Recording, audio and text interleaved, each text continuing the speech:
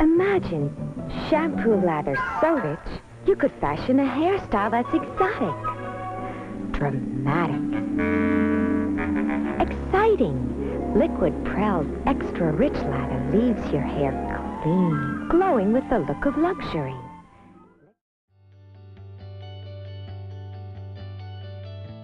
Shampoo. Shampoo. Shampoo. I don't know what I would do without shampoo. You wake up in the morning, roll out of bed, and continue your daily routine. You brush your teeth and then hop in the shower to wash your hair. Shampoo is a world-renowned product that is with us wherever we go, whatever we do. It's hard to imagine going without it. The first precursor to shampoo, soap, was discovered in 2800 BC during the time of the ancient Babylonians. A soap-like material was found in clay cylinders located in the major city in Mesopotamia, built along a fertile plain between the Tigris and Euphrates rivers. Inscriptions on the clay structures explained how the soap-like material was formed from the boiling of fats with ashes and was then used for hairstyling aids rather than a cleaning mechanism.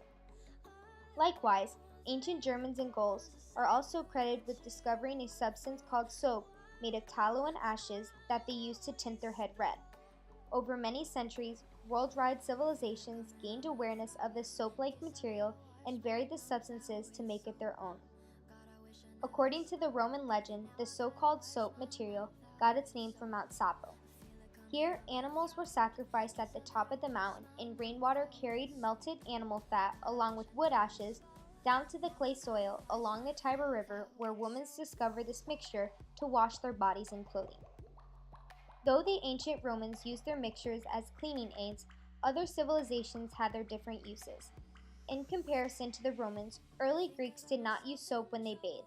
Rather, they cleansed their bodies with blocks of clay, sand, pumice, and ashes. To finish their bathing routine, they anointed themselves with oil and scraped off the oil and dirt with a metal instrument known as the strigil. Though the ancient Greeks had their own unique way of bathing, they used a similar substance as the Romans that combined animal fat and vegetable oils with alkaline salts to treat skin diseases, as recorded in the Ebers Papyrus, a medical document from about 1500 BC. While cleaning products were approved upon, they still lacked in effectiveness. After the fall of Rome in 476 AD, the popularity of bathing habits declined. The lack of cleanliness led to unhygienic living conditions, which resulted in the Great Plagues of the Middle Ages and the Black Death in the 14th century. It wasn't until the 17th century when bathing came back in vogue. The comeback of soap was most popular in Europe. A major step towards large-scale commercial soap making occurred in 1791 when a French chemist, Nicolas Leblanc, patented a process for making soap, ash, and sodium carbonate from common salt. The Leblanc process yielded quantities of good quality, inexpensive soda ash. Soon after this discovery, the production of bar soap took a liftoff. Due to Europe's ready support of materials such as vegetable and animal oils, plant ashes, and fragrances, Europeans were able to create a new variety of soaps like shaving cream and dry shampoo. It was only until the second ship sailed from England to Jamestown, Virginia, when soap making became a household chore in America. The first historical reference of dry shampoo in America was during the late 1700s and early 1800s, when ground starches were used to color and deodorize the wigs of our forefathers. During the colonial era, the science of shampoo had yet to be perfected, though. In 1811 of the modern revolution, Michael Eugene Chevreul, a French chemist, perfected the basis for soap. Michael was able to break down the most reactive ingredients in soap and replace them with more commercially available ingredients, jump-starting the manufacturing of today's shampoo. During the time of the 1800s, the factories began to grow, and with the addition of the advancement of soap, the soap industry was the fastest growing industry by 1850, and the availability of soap became widespread, which led to the development for more complex soaps for bathing use. By 1927, Hans Schwarzkopf created the very first liquid soap. Manufacturers were then able to build off one another's substances to create better smelling shampoos. In fact, Procter & Gamble's shampoo influenced more complex products like specialized soap for babies and specialized ingredients for specific hair types. As the shampoo market became more competitive, manufacturers had to find a way to target consumers. An average trip to the drugstore in today's modern beauty industry may yield of 100 different brands of formulas of shampoo due to the limited space of shelving, while a simple search on CVS's website will provide you with 2,289 products to buy from.